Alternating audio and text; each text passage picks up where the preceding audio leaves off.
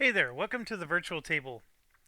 So I had just uploaded errata to my Oathsworn playthrough because a viewer, and thank you to that viewer, pointed out that I was doing the battle flow wrong. I was moving all the cards, and I'm supposed to move all the cards except for the one I just played. So, I mean, you could say that's not a big deal. I mean, that's a very big deal from a rules perspective. It definitely would have changed the outcome. And it also creates like a little bit of a dilemma of, well, did I play the game broken, blah, blah, blah. So I had been talking about, hey, I want to start over anyways. And when you find out you got a major rule wrong, I mean, there's, let's just play a new one. Also, I also cheated a little bit after the third encounter, the story part of it, third chapter story. Um, we said we didn't want to sacrifice any of our characters, and so then Midge sacrificed himself. And as you know, Midge ended up turning out to be more resourceful than we thought. Well, one of the things is, and this is a spoiler, so jump ahead 1 minute if you don't want to be spoiled. Um, if we would have chosen one of our characters to be sacrificed, we actually got a really cool prize for that. And like so cool that I'm ready to like push Andrew off the cliff, and say, "Hey, Andrew, you should have volunteered instead." And of course the reason is not because I dislike Andrew. It's you get to roll a new character, and I kept talking about how I wanted to maybe do a different character than him. So, anyways, we're gonna try it, and I'm gonna show you Tabletop Simulator because one of the most exhausting parts about recording these videos is the setup. I mean, I'm walking around my table 20 times in between every time I pause that video because there's so many components, and I gotta sift through the boxes to find the right cards. I'm sleeving them. Like it takes a lot of time to get to the point where I can hit record, and then of course the recording itself takes a long time. So I'm always a fan of Tabletop Simulator, and my dog here sits on my lap and snuggles with me the whole time. I mean, you guys don't get to see that part, but that's like huge benefit here is I get to spend some quality time with my dog. Um, okay, so there's two modules, and I have them both downloaded here. One is Oathsworn Chinese, and then Oathsworn V1.1. They are exactly the same, except the guy who did the 1.1 converted all the Chinese assets into English. So you don't need this one. So I'm just going to go ahead and hit delete. You just need this one. And we're going to go ahead and load it. So the assets, the first time you do this, will take a very long time to load. There's a lot going on. So one of the things we're missing out on is we're not going to have the cool um, recorded messages. JB won't have to put up with my dirty iPad for a while. And then you have to use the storybooks. So you just, open the storybook and go to whatever page, they need you to go to. And in the journal, we're not supposed to open. This is something we haven't seen yet in chapters 1 and 2. Um, Now, all of this stuff, you're really not supposed. These are like extra components. And you don't have to touch most of them, although you do need to grab the ally deck. And this is the promo allies, so we're going to put these somewhere. Oh, we'll put them up here. And then we need the ally deck itself. We'll put that right there. And then we need a curatives deck, which we'll put on this side, because I don't want to get them confused. And then here's the wound deck here. And we can put these anywhere. I'm just putting them off the edge of the table for now. And don't mess with this at all, or this. The city events is interesting because why is it? Oh, I see. We got to click on new game. So let's click on new game, and then a bunch of stuff appeared. You can see that every player has their own little section, and then the city events appeared here. There's 6 active city and active Deepwood. And then as we're grabbing the inactive ones, we would grab them from here. And but here's the thing: you got to grab this, and now you can search and take any event you want from the deck. So you just gotta grab a copy and then just lay them there. And then anytime we need one, we grab it from here. If you grab another one from here, it's going to be another set of 42 cards. So like this is just, every time you go here, you're grabbing a deck of 42 cards. So these are all like, and then this here and this, don't touch. No touchy touchy. And I'll explain why in a second. Then of course, here's all of our envelopes. I actually didn't fool around with opening these, but we know that Mystery Envelope A has the map of the town. So let's go ahead and try this. So if I pull that out, there you go. There's a map of the town, and I'm just going to throw it off the edge of the table. Yep, so if I keep grabbing from there, I just get the map of the town over and over and over again. And oh, it just pops it right back up. So, how do I... Well, here we go. I'm just going to hit delete. Alright. Okay. Now, why am I not worried? The reason I'm not worried is because everything to the game is... There's a lot of scripting to this game. So when I hit Story 1, right here, it's going to go into Mystery Envelope A, and there's the map of the town already set up for us. And then here's our little Oathsworn marker, and we move around. And then if we need... See, like, actually I clicked on it, and see this actually popped up.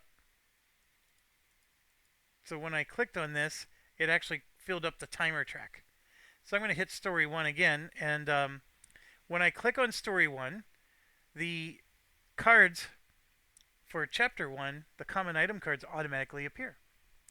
And remember, the unique cards for Chapter 1 you don't get until you finish the encounter portion. So if we're doing the encounter 1, I click on this, and then bam, look at this. The miniature's painted, already in play, and so are the rats and the trees. Everything's set up, everything. Like, and then you can just play. And then when, see over here, you have your unique cards. Then we're ready to end the encounter. We just say end encounter, and it clears the board, and your unique cards stay. And then if we want to go to encounter 2, we just click the little right arrow here, encounter 2, hit the button, and then bam, there's everything that we fought. And you can see the unique deck moves to unique item 2. And then this is a common item 3. So very, very, very cool. Alright, I'm going to click on new game. So it's going to completely clear everything. Or it should. Let's end the encounter. Middle drawers for easier companion setup. Instead of 11.5, use encounter 23. When asked to add a time token, use the states 31 of the time token and click on the button.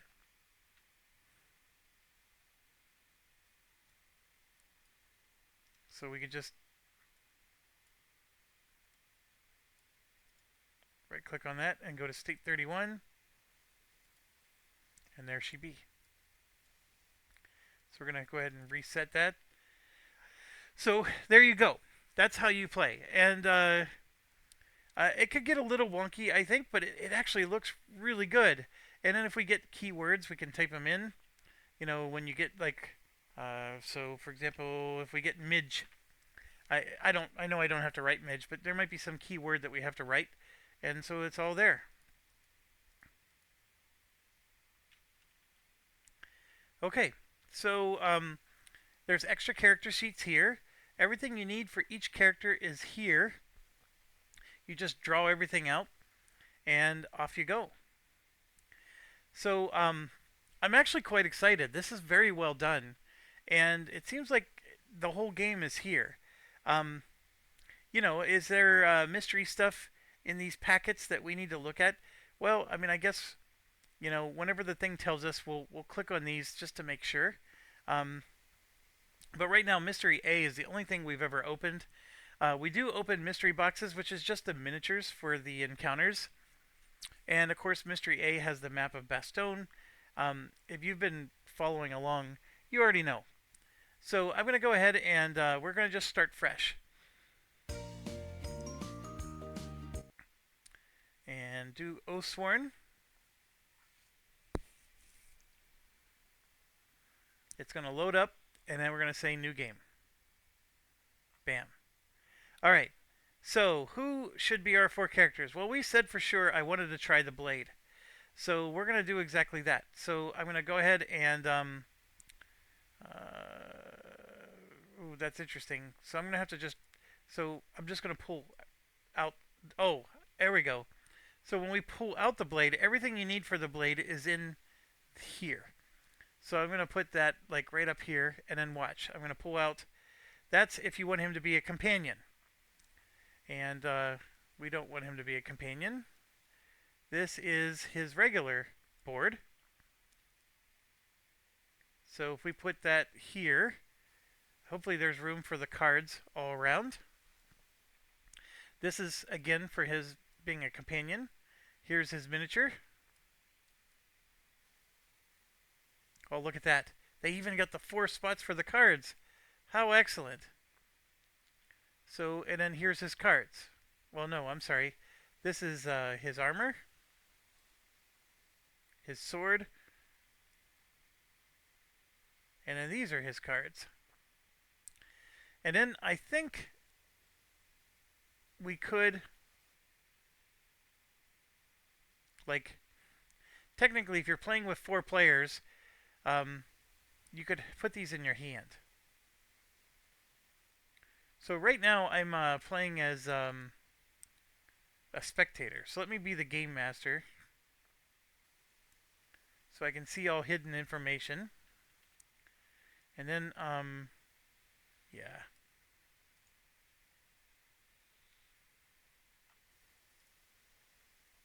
So here's all of his cards, and we would, so these are the level 10 cards. This is a starter card. Level 2. Level 5.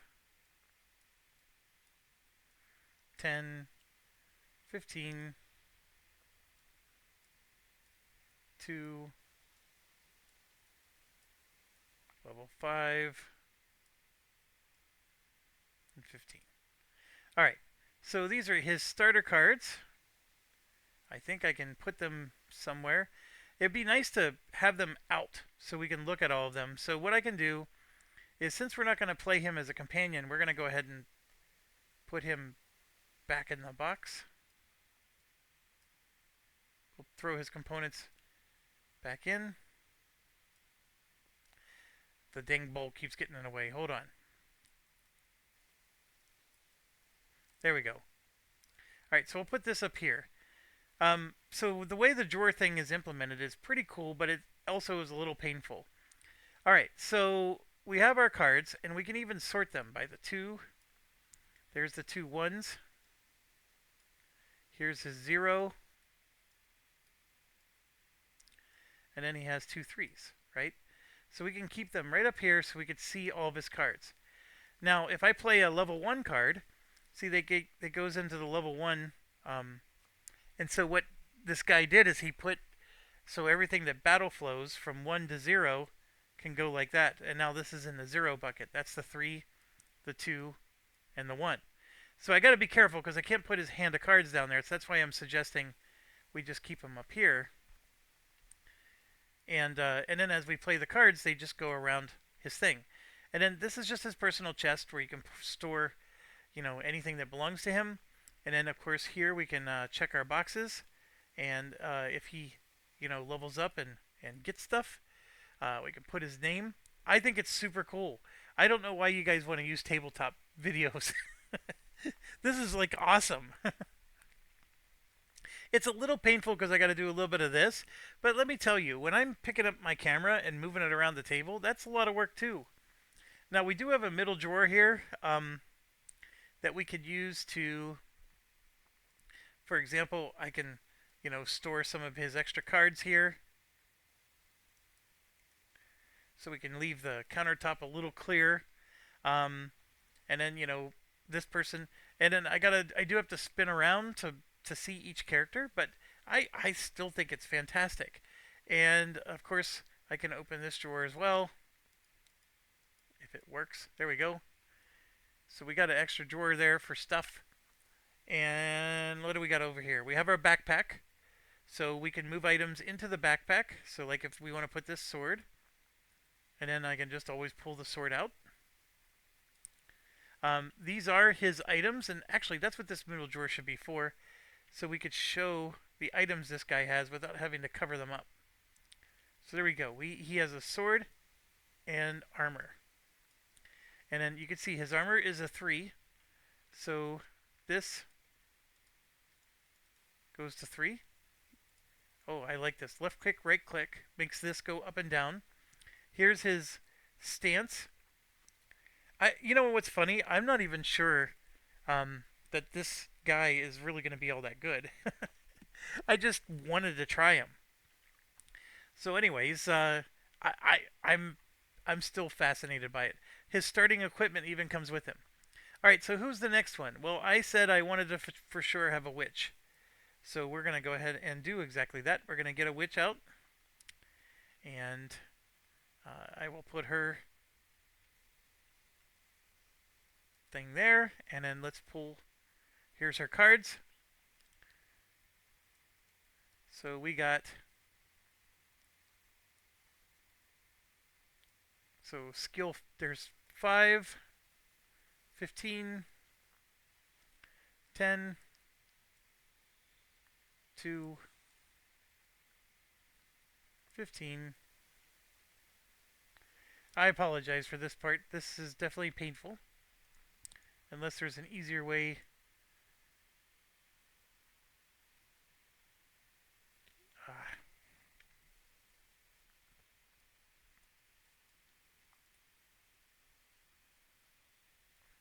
It's just easier to pull them out. 2, 10. Okay, so this is why I made so much room. So the witch has, see that's a water spell, and then that's a fire spell.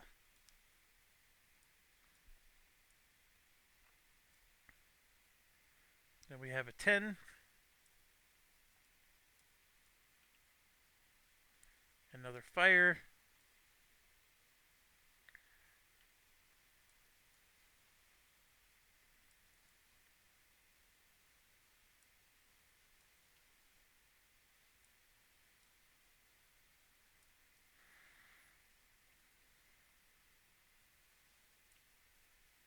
She just has more cards than everybody else because she has both fire and ice spells.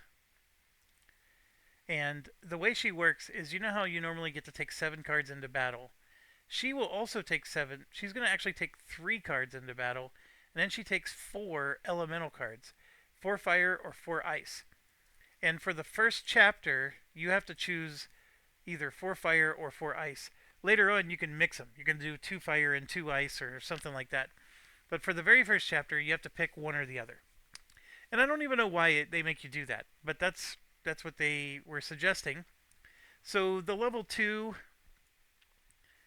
5, 10, and 15 cards are just like every other character. They're just stuff that you unlock later in the game. But she actually starts. If you add all this up, it's actually still 7 cards. It's 4 elementals and 3 regular. And then she has 4 extra cards because she has 2 different elements. And so, for example, if we were to lay all these out, you're going to see that she only has a 0, a 1, and a 2. And that's it. So her elemental cards would fill in the rest. So she's got these fireflies, which is a 1, and then she has this ice one, which is a 1, and you can see there's a 3, 2 3s, and a 2. So it's pretty cool. I understand why they call her more complicated because she has all this extra stuff, but I don't think she's complicated as any more than like the Falconer was.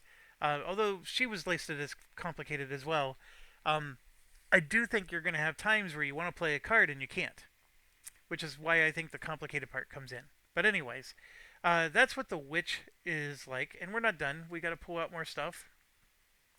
So here's her card, and I'm very curious. Oh, there we go. One, two, three, four. All right, just wanted to make sure it was still there. And then this, of course, we're not going to use. She starts with a staff, which I love the idea of just putting it over here. And she has this. There's her miniature. And then these are her cards, which we don't need. All right, that's everything. And if you were to play with her as a thing, I mean, the 2 extra defense is always really good. So you can see she actually starts the game with Fireball and then Flaming Whip. Or you can do Flaming Whip again, Flaming Whip on both sides, Fireball on both sides. Oh, I see. Trust me, the real game has something printed on both sides. So what they did is they just gave us an extra card. So one card's Flaming Whip and Fireball. The other one is Fireflies and Incineration Wave. So, yeah. So those would be your choices if you used her as a companion.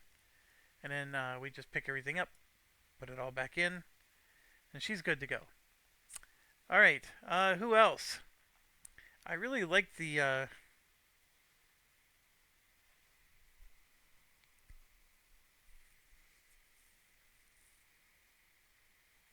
So this is the Warden. I really like the Penitent. I thought that one was good. See, this is tanky and tanky, right? Both of these are tanky. Um, to pick 4 brand new ones would imply that now we don't have any tanks with us, which that's a problem as well. Um, like I said, we could play as the Grove Maiden, um,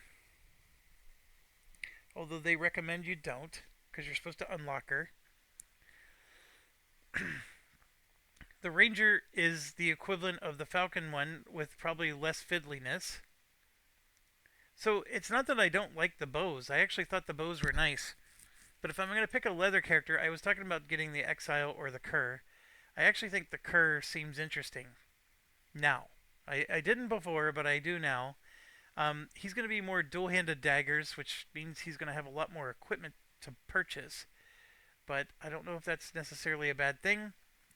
So that would be our leather user, and then we still need a tank. Well, the only tank left would be the Warden, because I want to have 2 tanky types. I do not think the Blade counts as a tank. I think he's more of an attacky one, which is why I like the Blade more than the Warbear. But I did like the Penitent. The Penitent, to me, was the perfect kind of character. Was not very mobile, though, with the moving around thing. Everything else was good. Um, the Warbear, though, she survived all the hits. I'm still thinking. My apologies. Yeah, this one was okay. He was definitely doing damage for us. Good damage. We'll do the Cur. So we'll spin him around and drop that there. And then we'll go ahead and try the Warden. And the Warden actually has a special ability that works with the Witch. It's a little cheesy. In fact, I think there was one scene where one of the story modes asked you if you had the Warden and the Witch, and if you did, I think something bad was going to happen to you. So we're going to have that happen to us now. But here we go. There's the Warden. And check this out. They're all painted. How awesome is that? None of mine are painted, folks. Alright, so there's the Warden's stuff. And he has armor, short sword, and he should have a shield. Yes. Because he's like the equivalent of the Penitent. And then we don't need that. We don't need that. But we do need that. So we'll put everything else back in.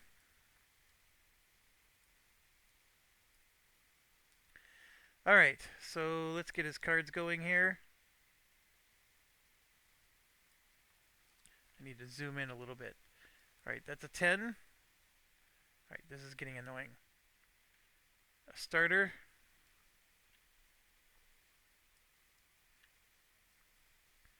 A 5.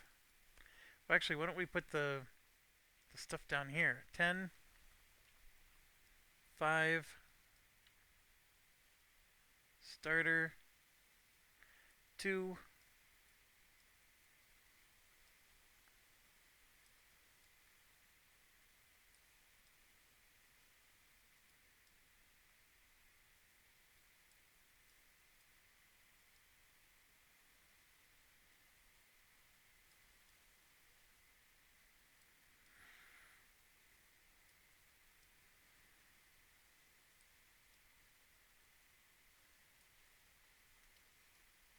So he only has one level 15, two 10s, a couple 5s, and some 2s. Oh, I'm sorry. There we go. I was like, where did his other 15 go? All right, and then these are all of his starters. So to lay out his starters, let's move his miniature up. You got your 0, 1, 1, 2, 2, and then 3. And let's shift everything down. 3. And let's move this out of the way because I don't want the cards to go back inside of there. So there's his starting hand. And we'll check all that stuff out later. We know that the defense is 3, so we're going to set that up. And then you can see here that the sword does not have any... he starts with a crappy sword. Not happy about that. Once per round, battle flow 1 card once. This is actually going to be a little more powerful now that we know that I was playing battle flow just a slight bit wrong. And you may make yourself and any amount of adjacent characters immune to a witch's ability. So when the witch casts fireball, it hits friendlies too. That's the problem with the witch spells. And what this is saying is that he makes himself and anybody around him, she can cast fireball right on top of the warden, and the warden makes everybody immune to those abilities. So it's a synergy, a pretty obvious one, but it's not one I think that's probably the most powerful in the game. Who knows? But I don't. I didn't choose the warden because I chose the witch. I chose the warden because I wanted 4 new characters and I needed a second tank. So that's why I chose the warden. And then coming back to the witch, you can see we have 2 armor and a yellow cube. And then the cubes are up here. So I'm just going to go ahead and grab a yellow. And we'll pop that on right there. And all it says is that once per round she places a water or a fire tile within range 3. Or she spreads an existing one to 2 adjacent hexes. So she's going to place 1 tile only, or she will take 1 tile and spread it to 2 more. Obviously, the spreading it to 2 more is more efficient. These tiles cannot be placed underneath other characters. And then the thing I want to help you understand is that, see, to cast these cards, like that's going to consume 3 fire tiles. So if you go with the water spells, you're going to need the water tiles. If you're going with the fire spells, you're going to need the fire tiles. So that's why I think the game was recommending you pick one or the other for the first chapter. Alright, so she's set up. I think he gets a yellow cube as well. So let's grab one. Down you go. And the whole animus thing is set up too, which is really cool. Alright, last but not least is the Cur, which this is going to be our new Andrew. And what I mean by that is this is going to be the new character that's going to constantly take damage. Because he's going to have low armor and he's going to be up front in the battlefield. However, I was looking at his skills and I actually think he's got some impressive stuff that can help him. And we're going to see in a second. So here you go. He has a leather armor. There's a part of me that's very tempted you know what? Since I think he's the up front and personal guy, he's going to get in trouble all the time. We should just take the ranger because we still have our leather armor. We're going to have our bow user, which I always love. Um, so we could do that. But I'm actually going to. I'm more intrigued by this character. The ranger, for whatever reason, didn't interest me. Uh, the uh, the huntress interested me a lot more with the whole falcon mechanic.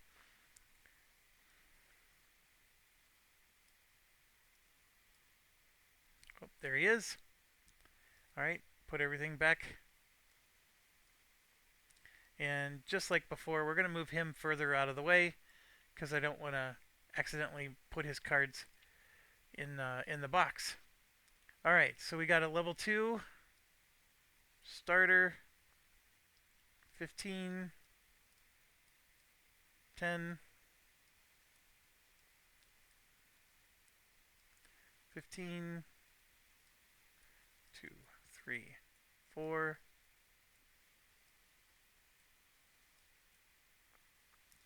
5, 6, 7, and 2. All right, so here's his 7 cards.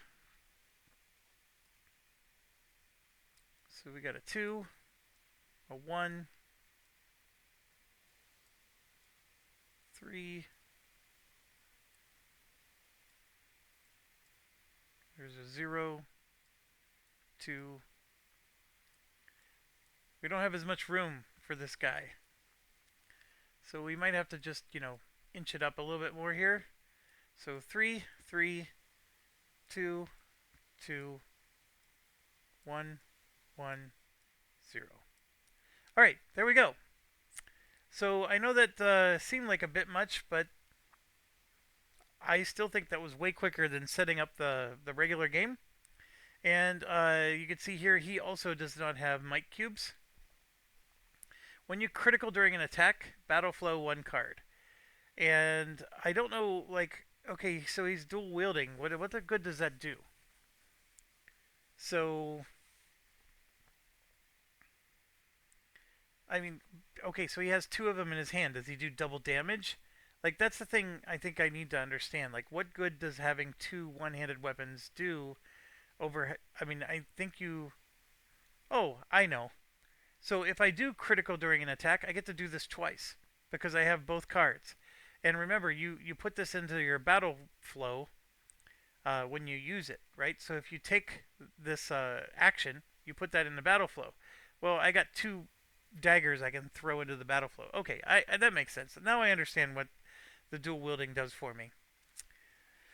All right, so now if you want to play a game, we just go up here and click on Story 1. And then bam, the whole thing's set up. Now there's all these time tokens out here, which is a little different than the story says. And we got Storybook 1, like so. This is definitely a step down from reading. This is, in fact, I don't think there's a way I can zoom in on this. So, definitely a step down. I liked the narration in the app.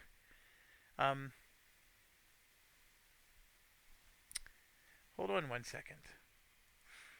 Okay, so I figured it out. You can just download this BlueStacks app player, which is up here in the top corner, and then you download this Oathsworn app, and you drag it from your file location in. So then you get the Oathsworn app and you run it, and then bam, we got the app again. So I hope we're going to start a new campaign, chapter 1. So we do the instructions. Yep, we understand that. Green mud sucks at your boots, every stride a Excellent. challenge as you trudge through the rain. Your hands grip the thick iron cable of the wire road, pulled taut through rings, sunken into the trunks of hideous trees. For days now, it has been the only evidence of humanity's existence in the deep wood. Clinging to the... All right, I'm pausing real quick. I know some of you have already seen 2 chapters of this gameplay, and this is just repetitive. My apologies. You can skip through it. I am going to try to play it out. If anything, so I could pick up on clues I missed the first time around. And also, uh, this playthrough is going to play with the rules more correct than the last one. So I want this to feel as full as possible. This lifeline has not worked for everyone, though. You are one less than when you left Verum.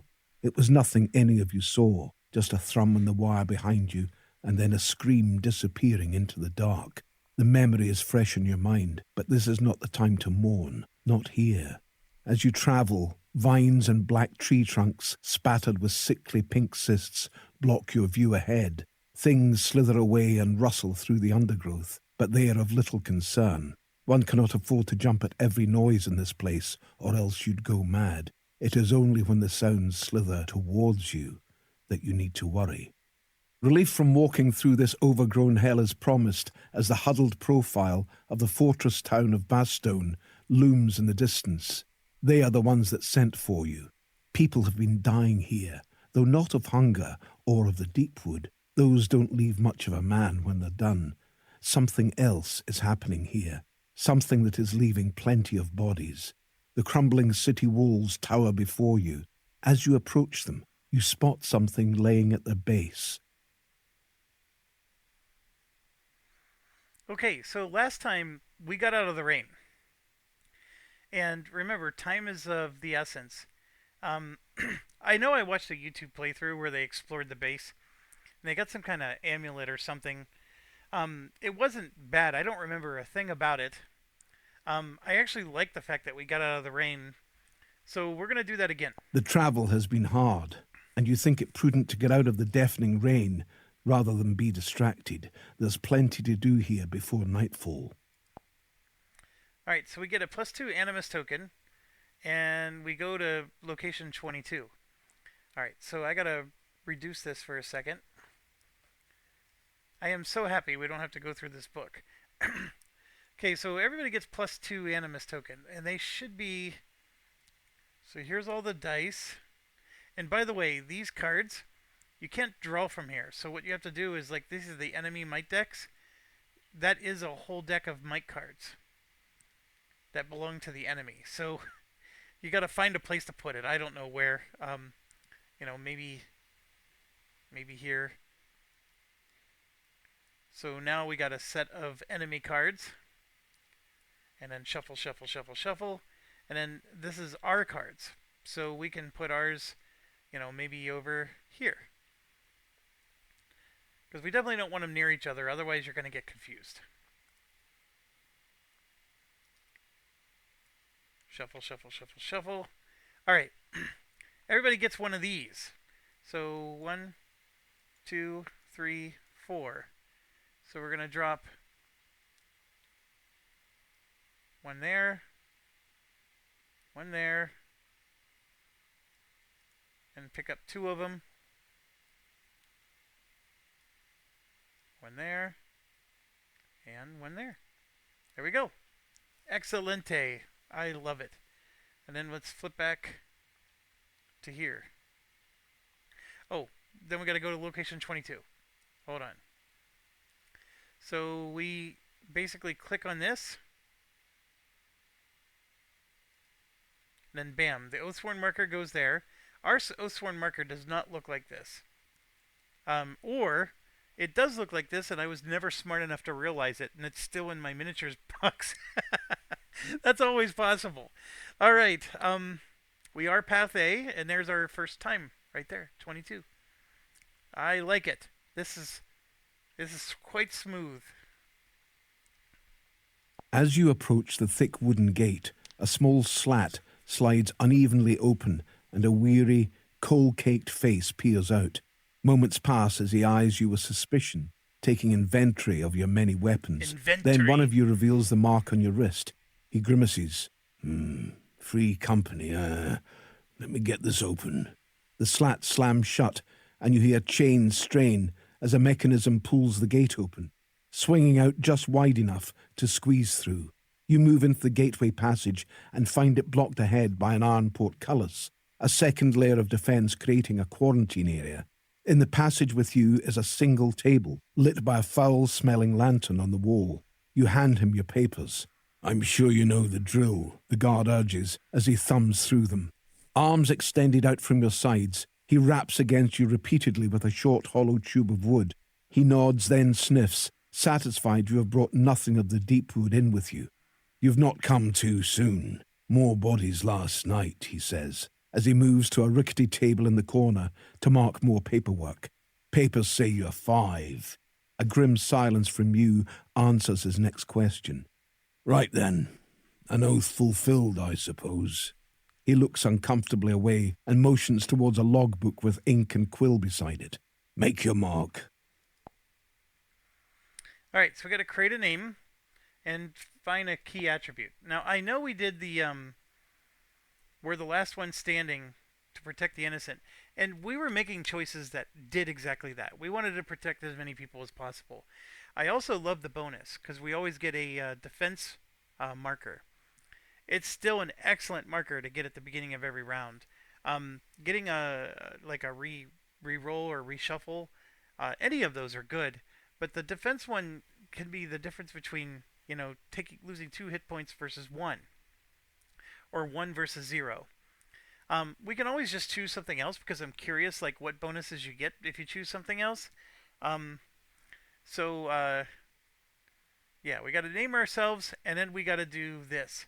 And I think the only thing I regret is I really do love the defense bonus, so I don't want to get something else. But let's look real quick.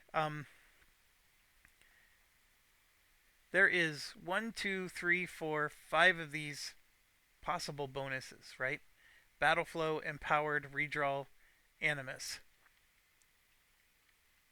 1, 2, 3, 4, 5 choices. So we know this one is the defense one. This one, faithful to your god. Your arm is your strength by more than mere muscle. That could be empower. Deepwood is fierce, but you're worse. You've never met a problem that can't be solved with a sharp edge. That could be you flow through fights in perfect form. Flow. That's the battle flow one. Discipline or death. Keep marching, keep moving. Press in and press on. That's the +2 animus. This one would be whatever one was left. The redraw.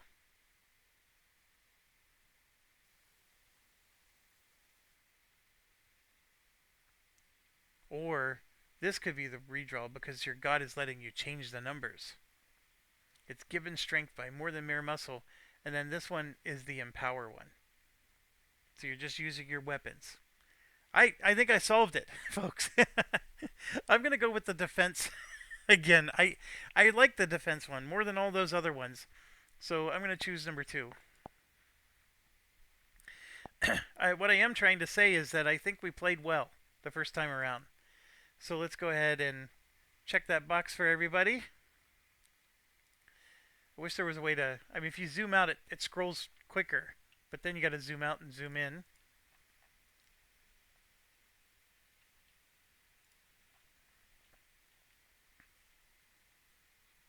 And we got to name ourselves too, but I'll do that later. The guard seals the paper with wax and nods to those outside the portcullis. With a slow grind, the iron gate raises to let you through. You understand your task. Find whoever or whatever is responsible for the unexplained deaths. As you step out onto the main thoroughfare of Bastogne, a sea of unwashed citizens churn through the mud, going about their daily struggle.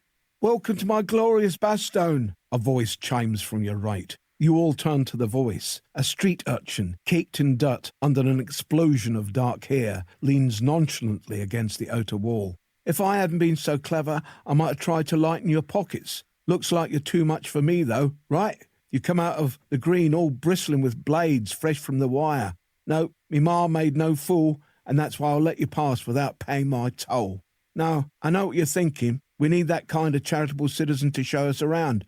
Well, usually I'd say no, what with all my responsibilities around town, but for you, I make an exception. For today, and I make this place feel like home for you. Get you anything or anyone you need. Take you anywhere you want and keep you from running into the less reputable around here. Okay, so we ignored the boy, and I think we ended up paying 4 iron for him anyways, or maybe I got it down to 2.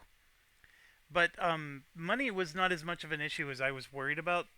So I'm gonna, and we do need him. This is Midge, and since Midge sacrificed himself for us in the last playthrough, we're gonna negotiate with him. Encouraged by the fact that you haven't left, the boy redoubles his efforts. Midge is a name, and there's none finer to see around these parts. It's clear you've no more need of muscle, but I've another skill. I can read. That's right. I stand before you as a scout, guide, scholar, and sage.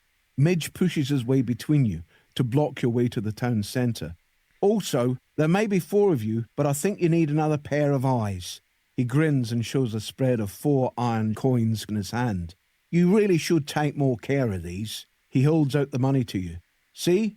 I told you you'd not pay my toll. So, do we have a deal then? All right, yeah, we're gonna accept his offer. Perform a buttering check. Difficulty 4. If you succeed, lose 2 iron. If you fail, lose 4. Then gain Midge. Yeah, so I think we paid 2 last time too, but let's do this. So we do gotta name ourselves. So, Midge's Heroes.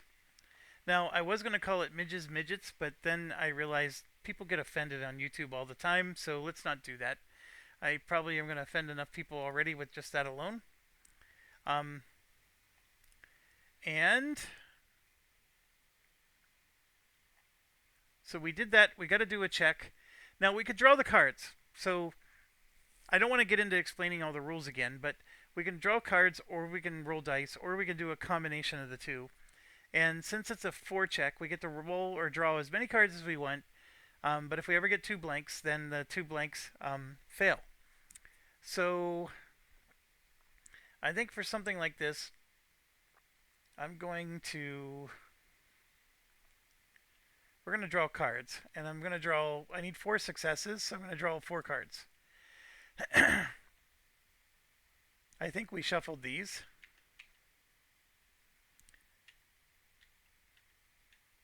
There we go. So this is a crit, which means we get to draw another card. But I'm not going to draw another card. What I would do instead is I would just roll a die, and so we just somebody taught me that if you hit RR. Oh, I see. I took the whole producer with me. So that just produces. So this produces.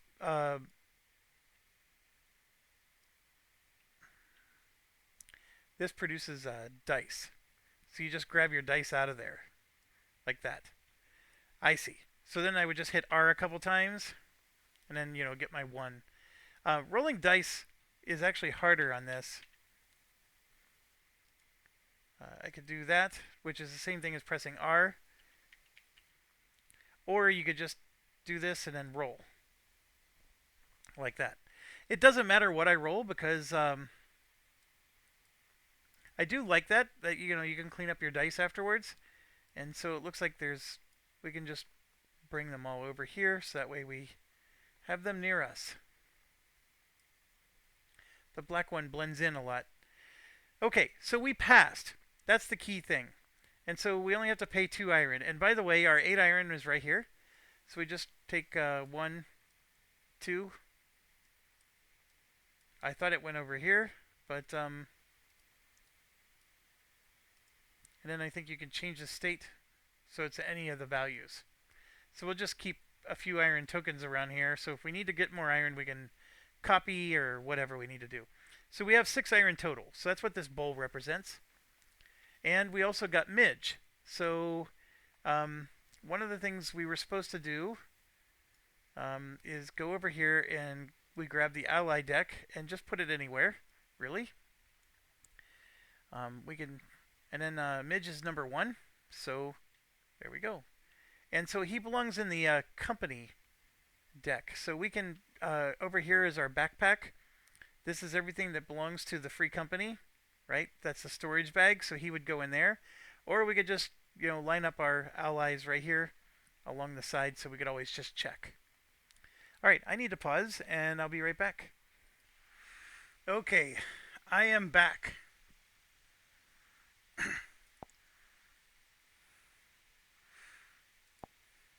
In tavern or pub, Midge grins. You're not sure what the difference is between the last two, but correct his expectations and explain that you need to know more about the bodies. He shrugs. Been nasty. They've been finding bodies and bits of bodies all over the slums for weeks now. Nobody does nothing until a noble was found dead and scattered about an alley. Realization widens in his eyes. Are you them then? The Oathsworn? You nod and Midge grimaces. Bugger. We didn't agree no hazard pay. Ignoring the boy's comment, you begin to question him about the town. He tells you of various locations, and you begin to form a plan for the hunt. Bastone has many of the usual landmarks, and there is a banksmith and apothecary to trade with for the supplies you may need for what is to come. Okay, so I think we don't need to worry about trading. That didn't become necessary last time we played. So we got all these locations. In tavern or pub, Midge grins. I don't know why it's doing that again, but that's a lot of You're locations. not sure what the difference is.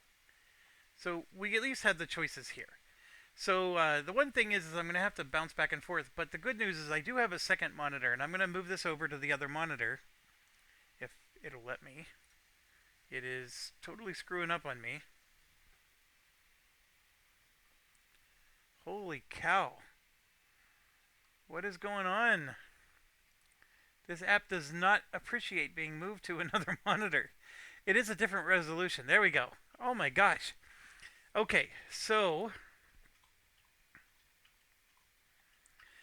here you can see everything is filled in, all the locations. And if I click on location 28, it'll pop it up here into my timer and blah, blah, blah. So we are allowed to look at this deck. This is not a secret. So you could see like there's the axe and you know you have my hammer and you have my axe. So the short sword, the long sword has the yellow, but it's two-handed. So the guy with the shield doesn't get any bonus because he's using a shorter sword. The witch starts with the gnarled branch. I think you know the only regret I have is we don't have a bow. But everybody else has their stuff, and then you can see there's the dagger. So I'm not interested in purchasing any of these, even though they all cost just one. So we're okay there. The apothecary we know is more about putting those curatives in, and it would only cost us 5 iron right now because it's chapter 1. We paid 10 iron last time to put 5 of those in the deck.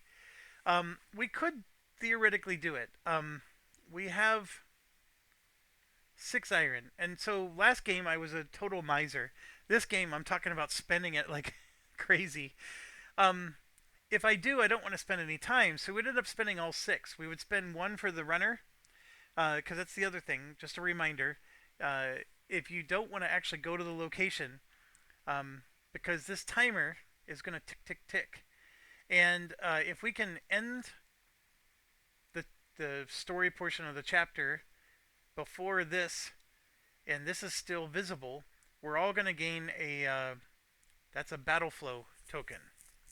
I'm not as concerned about that. It's the extra unique item I want. So, and then last time we went all the way through and we covered this up. So it took us way too long. But I refused to pay for Midge, and so I think we spent a lot of time moving around town aimlessly. So the runner makes it so you don't have to put the time token up here. The runner is willing to go to the apothecary and the banksmith. You pay him as many iron as the chapter number. So it's chapter 1, so it's going to cost 1 to pay him. And then you can just do whatever you want at each location.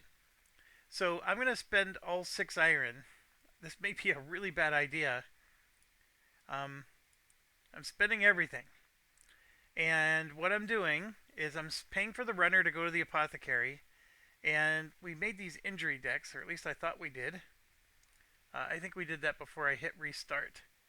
So here's the curatives deck, which I'm going to put here. And then we have the injury deck, or the wound deck, which I'm going to put here.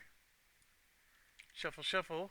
And then we're going to take 1, 2, 3, 4, 5. We just bought 5 of them for 5 iron. Oh, I did not mean to do that. I hit a button and it dealt cards to everybody.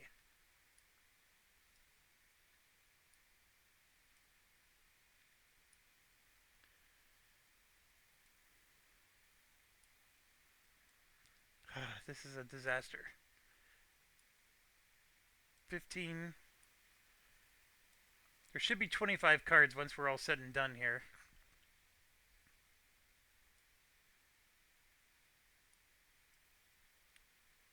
Oh, I ended up dropping a card. uh, how can I screw up so badly like this? I was actually hitting shuffle shuffle and I hit another key on the keyboard and it dealt to everybody. I want to say I hit the R key. Split. Nope. Spread. No. It had to be deal. Like I had to do a deal, yeah, deal to all. I somehow did that with a keyword or a shortcut key. I don't even know what that shortcut key is. Almost done for my mistake. This makes up for all the time I saved setting the game up. There we go. 25 of them. Shuffle, shuffle. So there's 20 wounds, 5 curative. I just blew all of our money. It may not have been a smart move, but we did it. Okay, so now I'm looking at the locations here, and we can go to the archive, which was a dumb location. The apothecary, which we just did, but we used the runner. We're not going to do the blacksmith or the banksmith. We got 16, which is this empty nothing burger. We have 14, which is town square. 13, he did say tavern or inn, or and we said what's the difference? I can't remember what the third one was. Oh, there's the market at 12. Market I think was also a waste of time. The underway we actually never did last time. So which one then? Well, I think we should do. Let's go to the underway. We didn't do that last time, so I want to try it out. Location 7. Ancient wooden doors mark the entrance to the underways below the city. Inside, looming passages of moist soil, well timbered up and tended, lead ever downwards. Women with tied back hair carry buckets of roots or yokes of water on their shoulder as men work the dark loam, sweating in the dull glow of amber lanterns. I know my workers and you're not them, an authoritative female voice announces. It is a slight woman with bright eyes, dressed in a man's leather farm clothes. She points at your wrists fearlessly. Oathsworn, good. Let's make this fast. I am Celeste, overseer. You explain why you're here. She takes it in and replies, nothing amiss down here, yet in the last 3 months I've lost 4, but that's all been above ground. Suicide? Witches? Whatever else stalks the damn streets above, you tell me. I have my men leave in pairs now. No one walks alone upside. Only fool runners like Randall do that. And I've not seen him. He's probably face down in a ditch or face down in that inn the boys go to. Okay, so that was also a waste of time. And the whole time this guy was talking, it took all that for me to move it from one screen to the next. I don't know why, but this app just does not enjoy moving between the two different resolutions. Okay, so that was not a good. I know we need to go to the Broken Oak, so let's go to that. 13. A well tended inn shows promise. Entering, you find an amber fire glowing in the hearth. It is warm, dry, and seemingly inviting. Pot's peace, a burly man says, smiling. His eyes are slightly distant, revealing that his attitude may come more from a bottle than his heart. The yams are fresh and the rum's dark as a deep wood. A newcomer steps up beside him. Something's not fresh because it's green, Bram, especially if it's supposed to be yellow. He turns to you. He tries at least, and he's not lying about the rum. Greycane. The man introduces himself with a nod of deference. I am the eyes and ears of this town. The mouth, more like, Bram offers from behind the bar. I'm also the bankroll of this establishment, he retorts with a knowing look to Bram. After a few pleasantries, Greycane leads a conversation around to the question of what he can do for a free company in Bastone. Hearing of your hunt, a light appears in his eyes. The son of Lord Arden's been the talk of the town. Word is, he's been frequenting a certain sort of alley, being less than noble. That's where they found his seal, the noble crest, bathed in blood, no body. The crust blame the common folk, but I think it's something else. And I'm glad Davenish had the forethought to call you in. I don't remember this. That the son of Lord Arden had been found dead, or his his body never found. So we gain clue token 1. If we have clue token 2, place location token 4. We don't, but we do A gain clue token. well-tended inn shows prompt. We do gain clue token 1. All right. So last time we gained clue token 2. So we gained number 1, and I'm just going to leave it here to show that we have it. And I believe clue token 2 was at the town square, if I remember correctly. And we can go there. There's also this 16, which might be where the bloody body was. I'm wondering if that's where that guy's body was found. So, just trying to be mindful of our timer here. We don't have to draw a city event until we get to here. We're doing okay on time. Let's go to the market. I think that's where.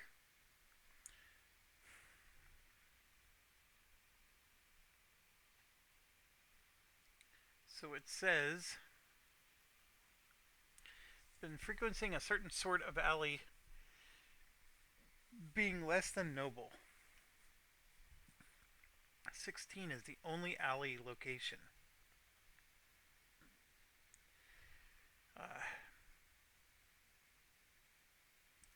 I don't know why, but I keep thinking town square is something. So I will click on town square. Smells of cooking pots and the sound of fervent bartering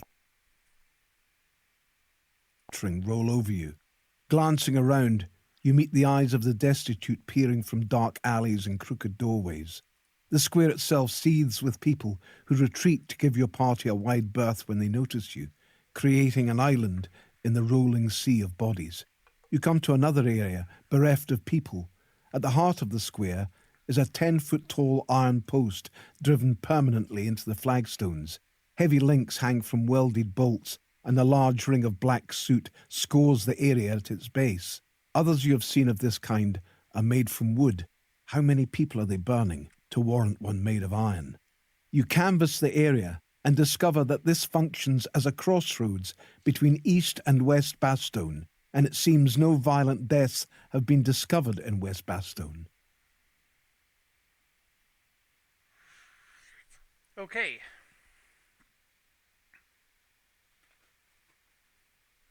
No violent deaths in West. That's right, and that's what made us go to 16. But we gain clue token 2, and if you have clue token 1, place token 4. We have clue token 1. We did not have clue token 1 last time. I don't know how we skipped going to that tavern or whatever, but or inn. So Smells of cooking pots. I did learn that if I shrink this to a small size, it transitions really nicely back and forth. Okay, so it's saying we can get clue token 4. I'm sorry. So this, whoops. did not mean to do whatever it is I just did.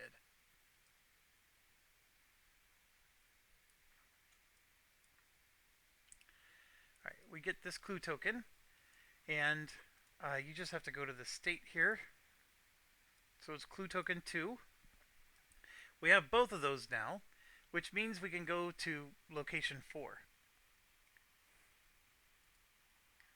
And that is exactly what we're going to do. We did not do this last time, so I'm already excited. And so that now pops up. We have plenty of time on our little timer doohickey. Using the information you have gathered and, with the help of a couple of street urchins from the east side, you find the spot the noble was killed. You walk the shady alley. Even the drunken dying avoid the end of this street. Bloodstains still spatter the walls, the rain running down them having little effect on the marks. You search the area for something to help you in your task. Okay, so we have to do a spot check, difficulty 4. And I know this dragging back and forth thing is probably getting annoying for you, but I'm assuming you'd like to read the text while you're hearing it, so just give me feedback if you don't. So we have to do a spot check 4, and we drew 1 blank. Here's the key thing. There's 6 blanks in this deck. There's 14 cards left. 5 blanks are left because one of these 4 is a blank. You're always allowed to look at what has been drawn so far. The 2s are your best one you can draw, and we drew 2 of them already. So this deck is getting a little on the weaker side. We need to get 4 points. So if I draw 4 more, there's a real good chance I'm going to get 1 or 2 blanks. Or I can just roll some dice, which is what I'm going to do. So we're going to roll 4 of these, and we need 4 points. And we got 2, 3, 4, 5. We did it. And if I would have drawn 2 blanks, I would have failed automatically. So then I can just highlight that, and then bam, they all go right back in. That is sweet. I like it. Alright, so we passed the test. Your eyes follow trickling water down the walls, watching as it gathers in the gutters, then runs towards a nearby sewer covered with a hatch.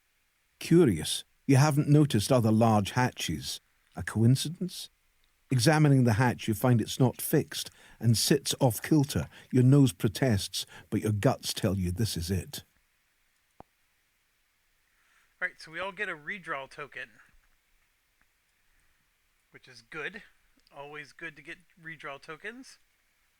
Those are over here, and the redraw token looks like this. So 1, 2, 3, 4. There's 1. Oh my goodness, did I really just do that?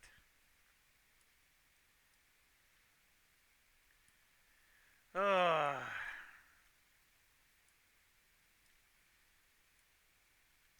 Maybe we should put them somewhere else. How about like there? 1, 2, or there's 1, then 2,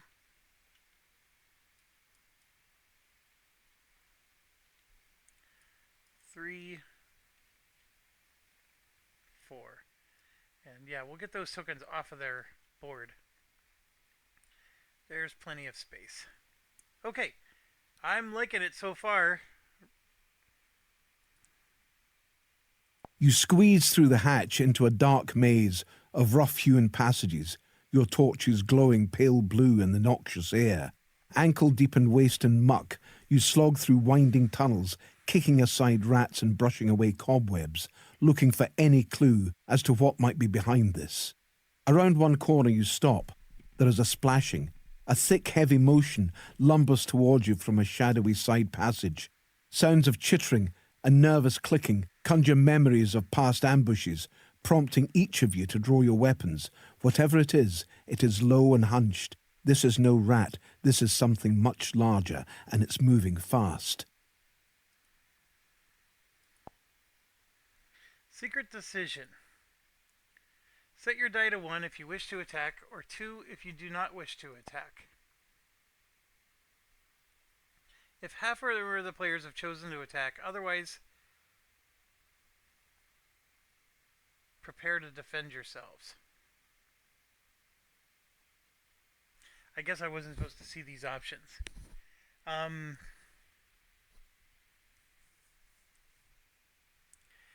I don't know what everybody would have voted for. I'm going to say we're going to choose not to attack just because I already looked at the options. So let's see what happens. As it scampers closer, you can make out a hunched mass of ragged hair. You ready your weapons at the approach. As it enters the flickering light from your torches, a man's face emerges, a rat catcher from the look of him. You, he shouts. Have you seen it? He notices your weapons drawn. You have? Good. Come, you must see this. He turns, but then cautiously looks back. Don't eat any of the rats. They're mine. He glares, showing broken teeth. At that, he scurries off the way he came at a surprising speed. It's not much, but it's the only thing you have. You follow. The little man is fast, and in this confined space, it's difficult to keep up. So we do a survival check. If you fail, you lose a hit point. The difficulty is only 3. So that part's not so bad. The bad part is if you roll the 2 blanks, we do have 1 redraw, and losing health is a big deal. I don't think I realized that the first time we did this, but now I do. You only have 6 total health, and you don't gain it back when you start your mission. So I could draw cards. There's 5 blanks in here. I'm going to go ahead and do that. So we're going to start with the blade here, which we need to name. We need to name these people. Alright, so the witch. Okay, we have a YouTube viewer who watches all the time, and I never give him credit because I always mention Wombat Girl and JB and Andrew, which they are my top posters. But I'm going to give credit to one, and I apologize because the gender is wrong. However, or at least I think the gender's wrong. However, the name, his YouTube name is perfect for the witch. And his name is Minnesota Frost. Alright. And then we got the blade. And I'm going to make this one me. And then we have the cur. Oh, you know darn well that's JB. And we have the warden. We're going to make this Andrew again because he's always correcting my rule mistakes. So that's what a warden does. Alright. Well, we might as well start with the warden. So he's going to go ahead and do the check. We're going to draw cards. We're going to draw 3. We need 3 points. So there's 1, 2, 3, and he already failed. So because losing a hit point's a big deal, we're going to spend the redraw token. And I'm already going to the wrong side of the board.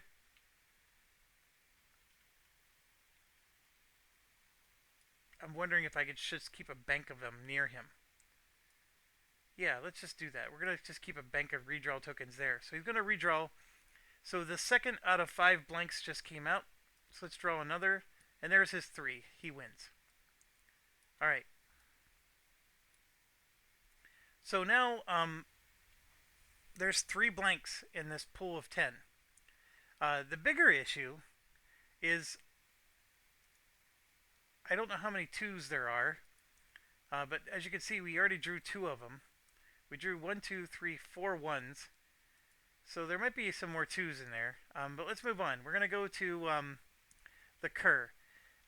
If you're going to use these decks of cards, you're going to have to remember the spread of each number. And I don't have that. Actually, we could use this one as our guide. So here you could see there should be 6 blanks. 1, 2, 3, 4, 5, 6. And then for the 3, which is the equivalent of a 2, there's 1, 2, 3 crits. Then 1, 2, 3 regular. And then 1, 2, 3 2s. And 1, 2, 3 1s. So I'm guessing that the spread on this one is that there are 6 2s and 6 1s, with 3 of the 2s being crits. So I'm going to go ahead and do that. We're going to go ahead and JB's turn. We're going to draw 3. There's a blank, another blank. That is a typical JB turn right there. He just drew 3 blanks. Well, all the rest of these cards are good. So, yeah, he's going to lose a hit point. He's down to 5. Oh, man, that hurts. All right, and then we go to the blade. And, yeah, this is getting easy now. So, 1, 2, 3, 4, 5. He passes. And then 1, 2, 3. And that's a pass. And then we would just roll this and easily pass that. So JB's the only one who can't roll dice. All right, so we passed. Let's go back to.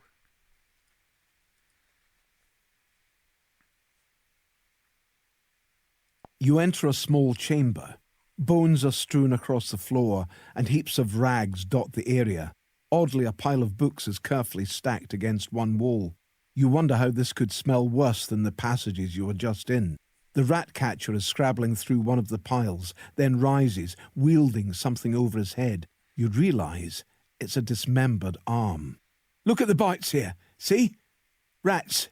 The hand is calloused. A farmer, my guess, from the underways. Mushrooms and roots. His nails long, chipped. Good digger. 2 things I know are men and rats, but never nothing like this. He turns the arm over and puts his finger deep into a blackened wound. The tooth that bit this arm. He looks at you with a serious glare and holds his thumb and forefinger 6 inches away from each other. You ask him if he knows where the rat came from. He looks up at you, almost excited. He nods. Let Cedric join the great hunt, and I'll take you. Of course, we're going to let him join us. Gain ally card 2 and put 8 and 18. Now, this is what I like. I can leave this up while doing this. So, we got to get ally card 2, which is right here in the front. Here's Mr. Cedric. I don't know why I chose to put the allies all the way on the other end. Oh, and then we actually start the game with 4 of those regular allies. Give me a second. The promo deck.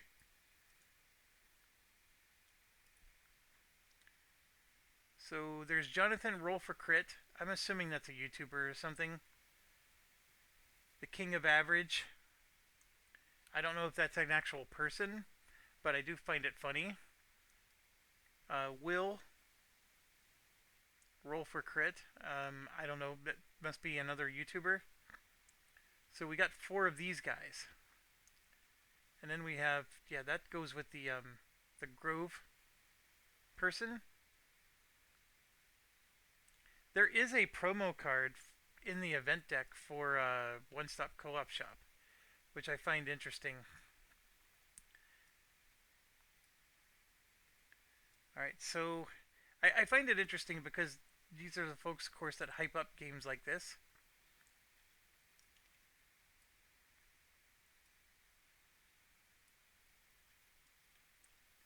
Alright, I'm just putting them in a stack. We get all 4, 1 for each character. And the whole idea of this is that, and then here's their miniatures, the 4 men-at-arms. I think that's pretty cool too. So when you're using mercenaries, you're supposed to use these, and I do have those miniatures. I just never bothered to get them out. So, and then of course mine are not painted like this. I think the fact that these are all painted is really, really cool. I like it. It makes me feel like I'm playing an upgraded version of my game. And, okay, so then we gotta add event card 8 and city event card. So Deepwood event 8. So these are the active ones. So the inactive Deepwood events, we gotta grab a stack of them and just put them somewhere. I'm gonna put them here and there. So we gotta get number 8. And so you should be able to look at the number here. See there? See how that says 12 on the top right, and it says 12 here. So we just need to find 8 right here. So there's the Deepwood one, and we just put it into the active Deepwood events, and then you got to hit shuffle. Um, and then for the city events, we need 18.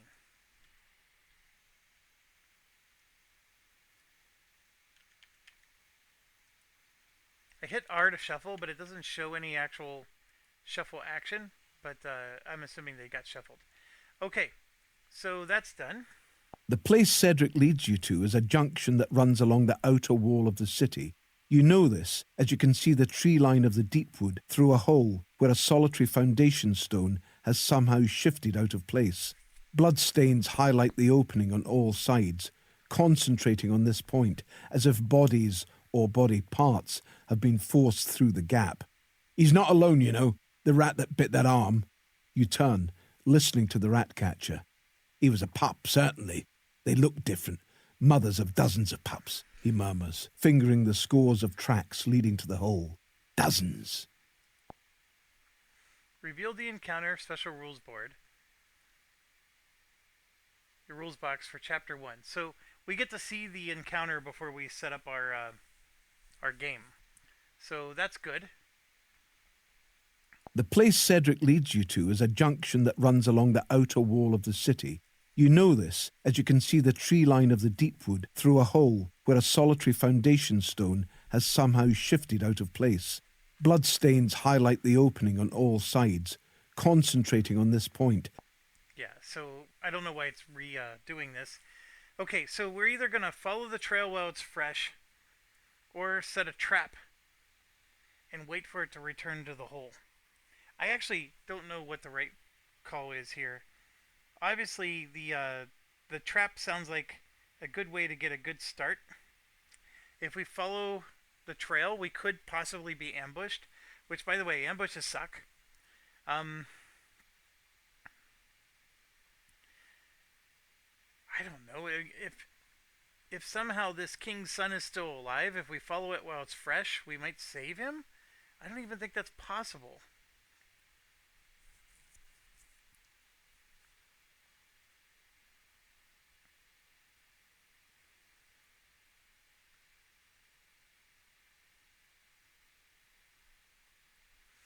I think we're going to follow the trail. Let's do that. You squeeze through the small hole and find yourselves in the no man's land between the city walls and the Deepwood. You look off to the tree line and check your compass. This item is near sacred to you, as well as all free companies. It's the only chance you have of navigating your way back after you enter the Deepwood. You steel yourself and head in. Add a time token to the track. Do not trigger any effects. All Oathsworn. She won't be far, Cedric says, looking around nervously. He has asked to come and you start wondering why, but then remember, you could ask yourself the same question. Cedric easily leads you along a trail of sickly brush, torn and trampled by many feet. Something large moves and you crouch to watch. Cedric stifles an excited laugh. The rat has a silhouette the size of a wolf, but low and barrel-like, with a smell of rot emanating from it. It has not seen you yet, and in the hopes of keeping it that way, one of you draws a blade and lashes out, burying it deep in the thing's skull. It was a solid kill, but as the hissing sound rises around you, you realize it was futile. The Deepwood bursts with vile life as the hulking rat-like form of the broodmother parts the branches to your side. Her back undulates with rats that swarm around her as she lifts her huge snout, testing the air. Her great head of rotten fur and gnawing teeth rolls towards you, and with a ravenous hunger, her eyes meet yours. Okay, I don't know what happened, but I know one of them spent a. Oh, he did. He spent one. That's the reason why he has one less. My blue stack has disappeared on me. I'm trying to get it to come back, and I can't. Like the window is just not popping up.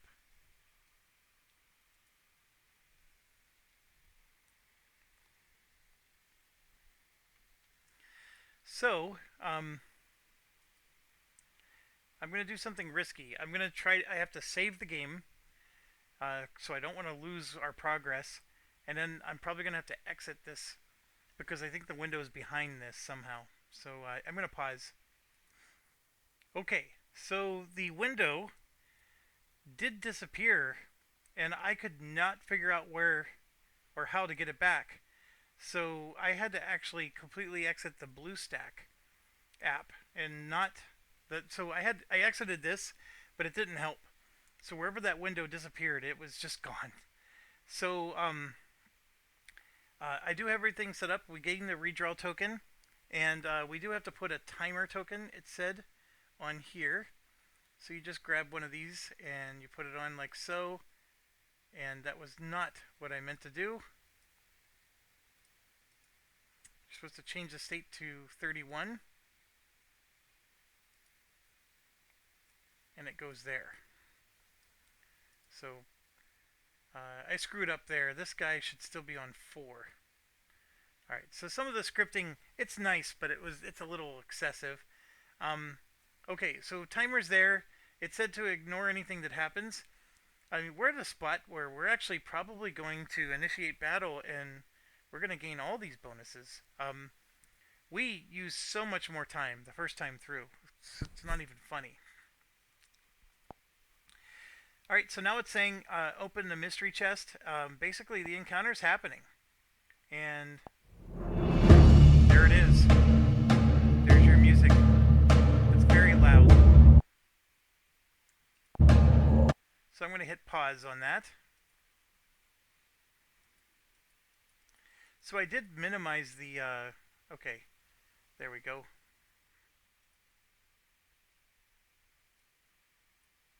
All right, so the BlueStack is done. Now it's time for the encounter. And we're going to go ahead and do that in the next video.